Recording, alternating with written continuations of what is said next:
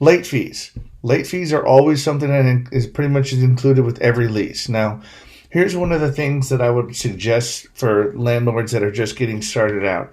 I personally do not like flat or small standard fees like $15 or even $50 because, excuse me, what I found is when tenants are late, they're either going to be pay on time or they're going to be way late. Because if it's just like $15 fee for being late, then it doesn't really matter if they pay earlier or pay at the end of the month. Their late fee is still the same. So there's no motivation, once they're late, there's no motivation for them to get the rent in quicker to you.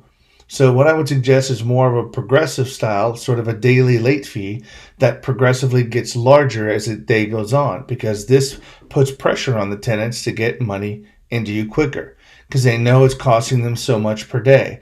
Now there's people have done like $5 per day, $10 per day, and you can cap that. I mean, you can put that in your lease where it's so much per day up to a certain amount of money, just to make sure you don't put them, because this could potentially get to be hundreds of dollars a month. But if they want to pay at the end of the month and pay the late fee at the end of the month of a couple of hundred extra more dollars, then that's fine. But at least it's not 15. It is a significant fee, and if they want to keep doing that and pay that much more, then you're just making that much more in rent.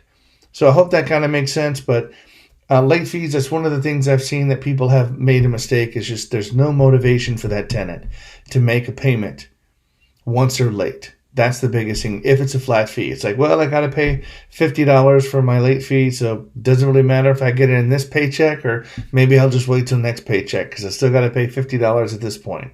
But if it's like, oh, if I'm going to pay $50 at this paycheck, or I'm paying $170 on the next paycheck, well, you know what? I'm going to pay $50 right now. I'm going to just pay $50 right now and just get it in quick, so I don't have to pay the additional $100+ in late fees. So that's sort of my experience.